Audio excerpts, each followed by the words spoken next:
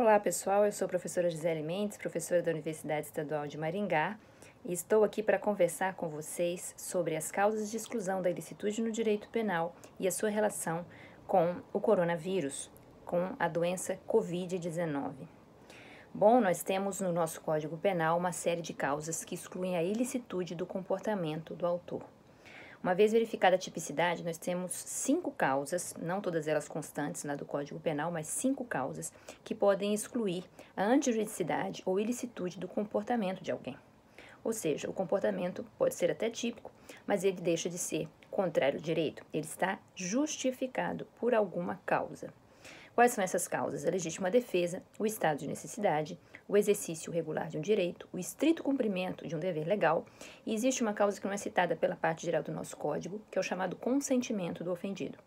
Bom, é muito importante que a gente tenha em mente que em relação à doença Covid-19, algumas causas vão se aplicar muito mais do que as outras, né? Nós temos falado em situações limítrofes que os profissionais da saúde vivem nos hospitais, muitas vezes ocasionadas pela falta de recursos médicos para atendimento de toda a população.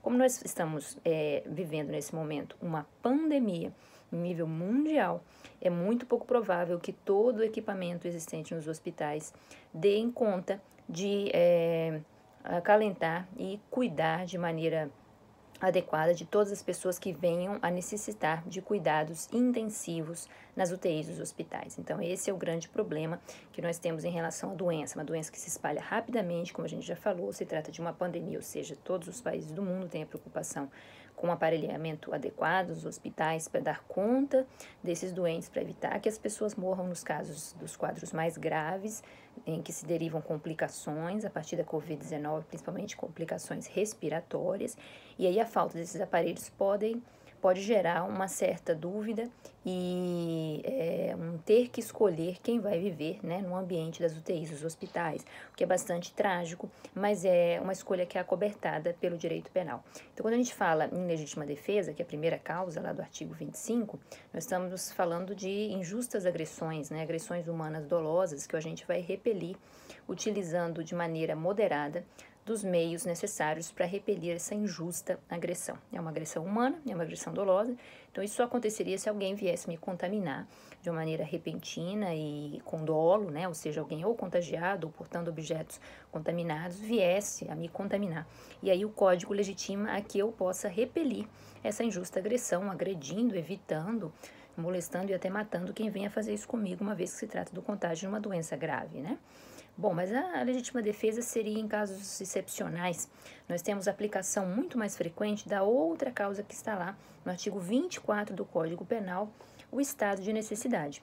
O estado de necessidade, ele se trata de arrostar ou de evitar um perigo que seja atual, inevitável, não provocado voluntariamente pelo agente e com o fim de salvaguarda de um bem jurídico próprio ou alheio.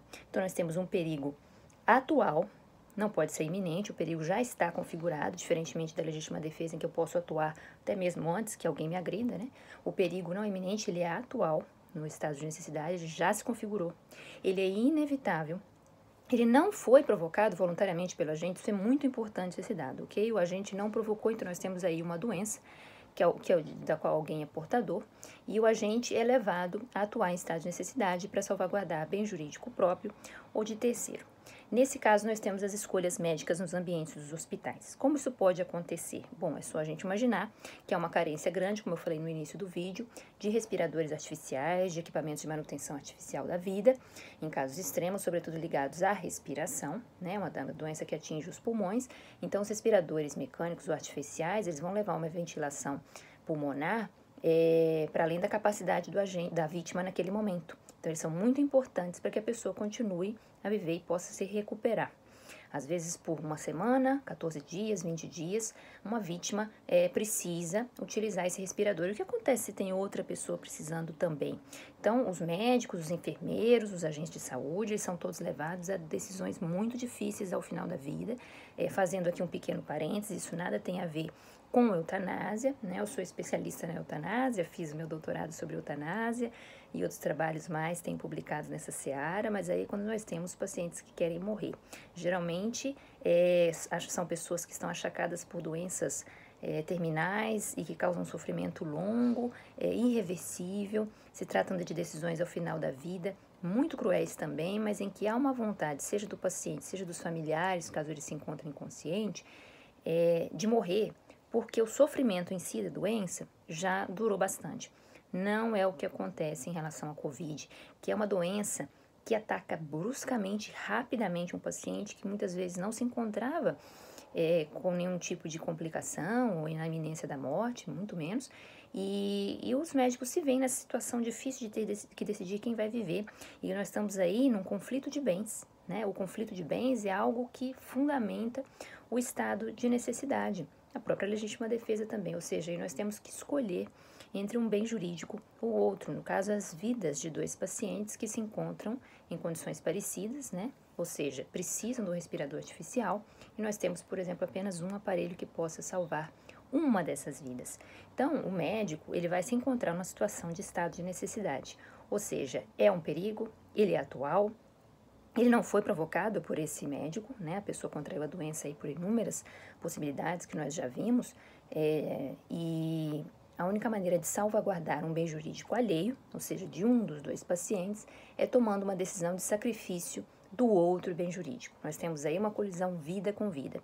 Em matéria de estado de necessidade, o nosso Código Penal adota a teoria monista objetiva, ou seja, o estado de necessidade sempre vai justificar a conduta do autor. Se ele atuar em favor de uma vida, mas deixar que a outra pereça, ou seja, utilizar o respirador artificial em um dos pacientes e deixar que o outro morra, no conflito vida com vida, não há, gente, uma vida que tenha mais valor que a outra, é importante que se diga.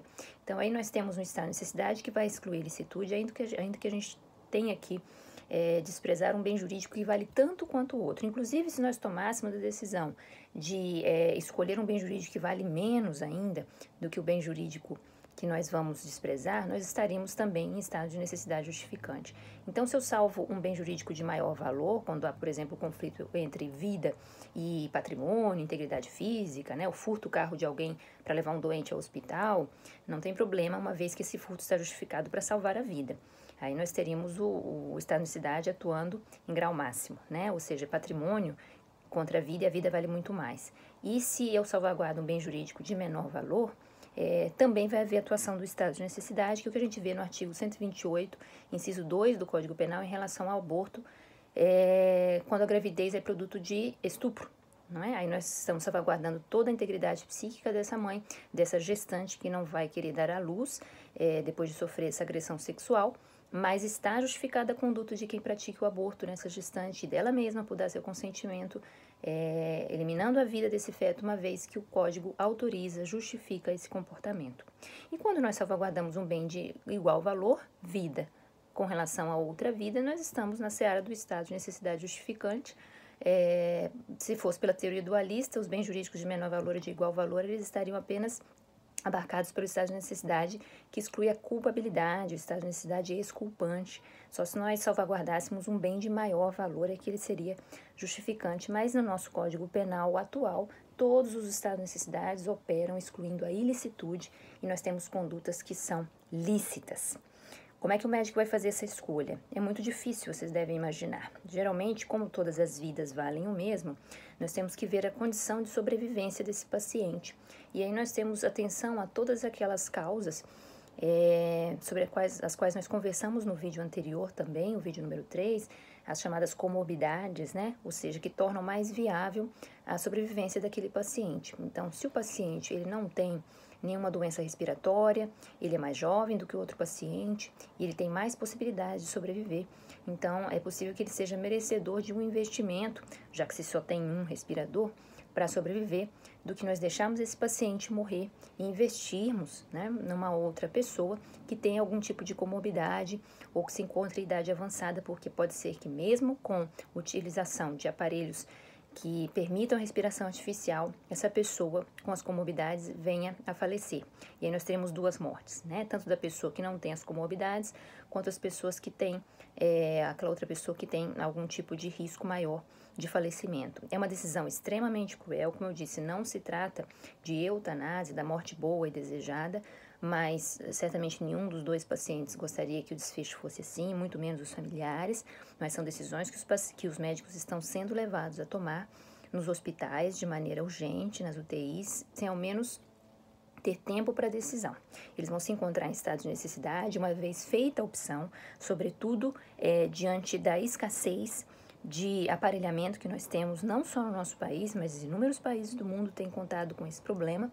Esses médicos vão estar com a sua conduta de deixar que um paciente faleça e investir o que pode no outro paciente que tem mais chance de sobrevivência, eles vão estar justificados pelo chamado estado de necessidade, artigo 24 do Código Penal. O que vai estar justificado? A morte daquele paciente que foi sem causada pela omissão do médico, né? O médico, ele ocupa uma posição de garante e essa morte, esse tipo penal de homicídio é integrado pela condição de garante do médico que está ali atendendo o paciente, pela necessidade que a intervenção dele tem para evitar o resultado mais grave, que é o resultado morte.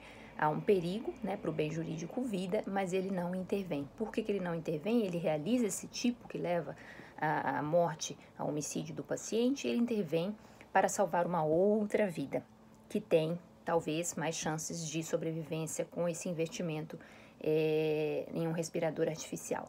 Então, como nesse segundo momento de análise, depois de passar pela tipicidade, da condição de garante, o bem jurídico, a causalidade que leva à morte, nós temos a análise da ilicitude e uma justificação dessa conduta típica, dessa omissão humana típica, perante a necessidade de salvaguardar uma outra pessoa, vida e vida. Então, a conduta do médico de deixar morrer vai estar justificada pelo estado de necessidade. Ok? Então, espero que tenha sido esclarecedor e no próximo vídeo nós continuaremos com mais algumas causas de justificação e coronavírus no direito penal. Muito obrigada e até lá!